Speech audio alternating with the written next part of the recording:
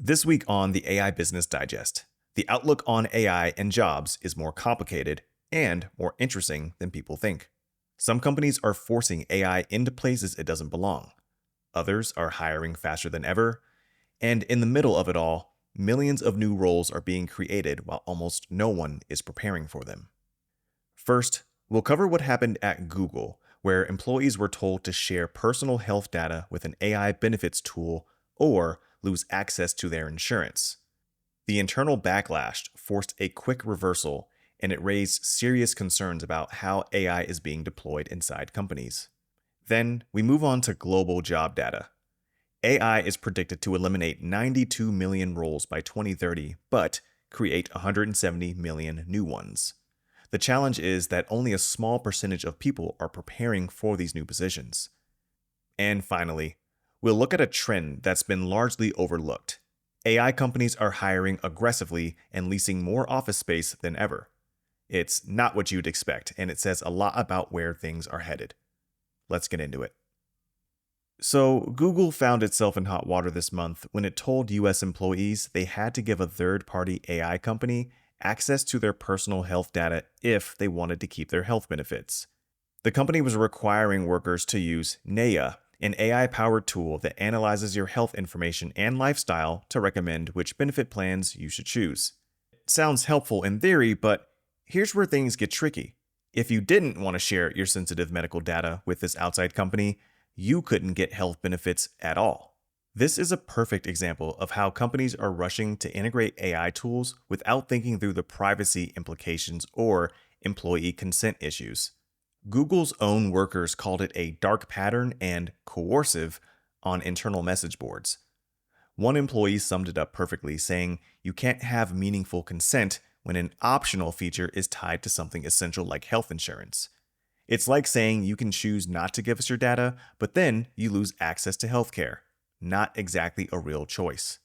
The backlash was swift and loud enough that Google had to walk back the policy almost immediately. After the story broke, a Google spokesperson admitted that their intent was not reflected in the language and quickly updated their internal policies to clarify that employees could opt out without losing benefits. This kind of rapid reversal shows how unprepared even tech giants are for the ethical complexities of workplace AI implementation. What makes this story so interesting for business owners is that Google isn't alone in this trend. Companies like Meta, Microsoft, Salesforce, and Walmart are all rolling out AI-powered benefits tools to their workforces. The appeal is obvious. These tools can help employees navigate complex benefits packages and potentially save companies money by optimizing healthcare usage. Naya's tool, for example, can track how much of your deductible you've used and suggest the most cost-effective plans for your situation. But this incident reveals a critical blind spot that many businesses are developing as they rush to adopt AI solutions.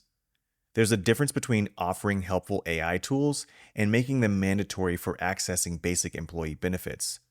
Google's initial approach crossed the line from convenience to coercion, and their employees recognized it immediately. The fact that this happened at Google, a company that should definitely understand digital privacy better than most, is a warning sign for other businesses.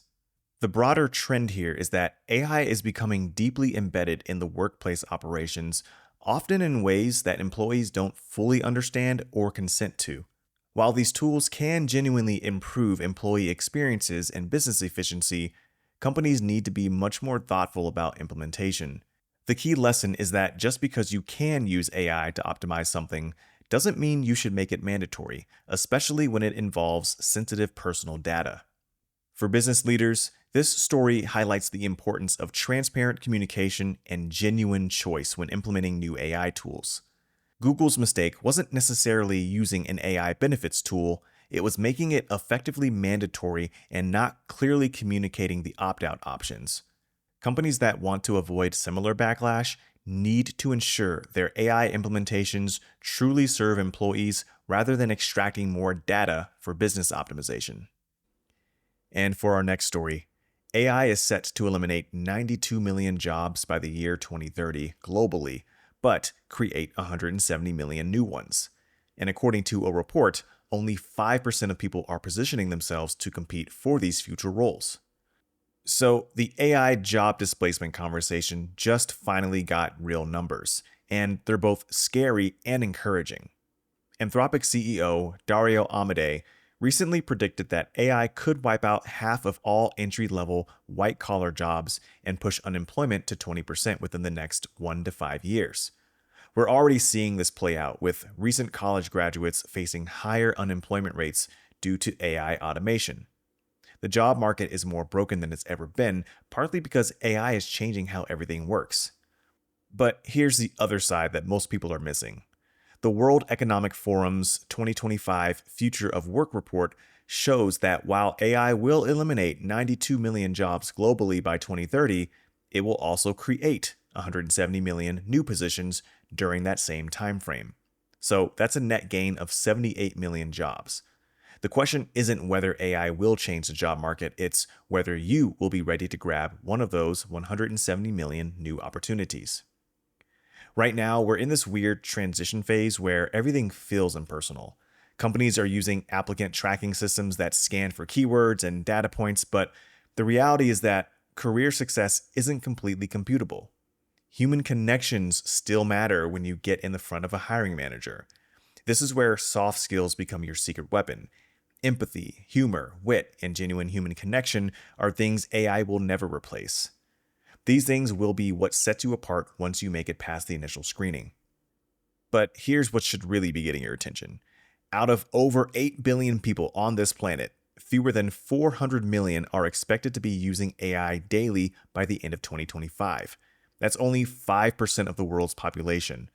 This small group already has a massive advantage over everyone else competing for those 170 million new AI-era jobs. They understand how to work with AI instead of fighting against it. The practical approach is straightforward, but it requires daily commitment. So start using AI tools every single day, but use them strategically. Use AI to research courses and certifications that will upskill you for future roles. Ask AI directly what it can do for your specific situation. For example, modern AI platforms can analyze job descriptions and your background to create tailored resumes that actually pass through those automated screening systems. They can identify gaps in your skills and give you specific steps to close them. They can prepare you for interviews and even give you real-time feedback on how well you match different job opportunities. The key is finding the right AI platform that works as your personal career companion. The better the platform, the more it can understand your unique career story, skills, and goals, and then match you with roles that are being created for the AI-powered future. This isn't about replacing human judgment, it's about using AI to amplify your human strengths and help you navigate a job market that's increasingly filtered through automated systems before any human ever sees your application. And in our last story, continuing with this theme of job creation, despite widespread predictions that AI will eliminate jobs, AI companies are actually hiring thousands of employees and driving a surprising comeback in Silicon Valley's office real estate market. So here's what's actually happening while everyone's worried about AI taking over jobs. AI companies are going on massive hiring sprees and signing huge office leases across Silicon Valley. Take Eric Simons, CEO of AI startup StackBlitz, who just leased a fancy new office space in San Francisco's Levi's Plaza right by the water. His team is moving in this January. This is the complete opposite of what we saw during the pandemic when tech offices were shutting down left and right and commercial real estate was basically falling apart. The irony here is pretty striking. We keep hearing AI executives talk about how their technology will automate jobs and replace human workers, but when you look at what these same companies are actually doing with their money and their hiring plans, they're bringing on tons of human employees. These aren't just any employees either. They're experts who know how to build and deploy AI systems. If anyone should be confident about replacing humans with AI, it should be these companies, right? Instead, they're in the middle of a hiring frenzy. Jodi Poirier from commercial real estate firm Colliers put it perfectly. She said, AI companies are leasing because they're hiring. Generative AI is reshaping the workforce, but it's also fueling new job creation that drives office demand. The numbers back this up too. Since 2020, AI and AI infrastructure companies have signed leases for 5.2 million square feet of office space in Silicon Valley alone, and that's not even including the big players like Apple, Google, or Meta. Just in 2025, they've already beaten the entire 2024 total of 1.3 million square feet. What's really interesting is where this growth is happening. So, Sunnyvale is seeing a lot of pure AI companies set up shop, while Fremont is attracting AI infrastructure companies because of all the advanced manufacturing capabilities there. Many of these newer companies are focusing on robotics, which makes sense given the physical infrastructure needed for that type of work. The business implications here are huge. If the companies that are literally building the AI future are betting on human workers, that tells us something important about where this technology is really headed. Instead of the job apocalypse narrative, we're seeing AI create entirely new categories of work that didn't exist before. These companies need people to train AI systems, fine-tune them for specific applications, manage the infrastructure, handle customer implementations, and solve problems that come up in real-world deployments. This trend suggests that other businesses shouldn't panic about AI eliminating their workforce overnight. Instead, they should be thinking about how AI might create new opportunities and roles within their organizations. The companies building AI are showing us that humans and AI work better together than AI works alone, at least for now and probably for the foreseeable future. So, as we can see, the future of work isn't necessarily being destroyed by AI, it's kind of being rewritten. There are those companies that are handling this shift with intention. Others are cutting corners or pushing tools too fast or making decisions that put efficiency over trust, and that's going to catch up with them. And the people in this transition that we're going through who are going to win, it's not going to be the ones with the most credentials or the longest resumes. It's going to be the people who adapt early, who use the tools well, and those who stay grounded in what actually matters, which is clear communication, good judgment, and the ability to work with, not against, what's coming. Because this isn't a tech trend anymore. It's the new operating system for business. It's the new operating system for life. That's all we got in today's episode. Thank you for listening. I'll catch you in the next one.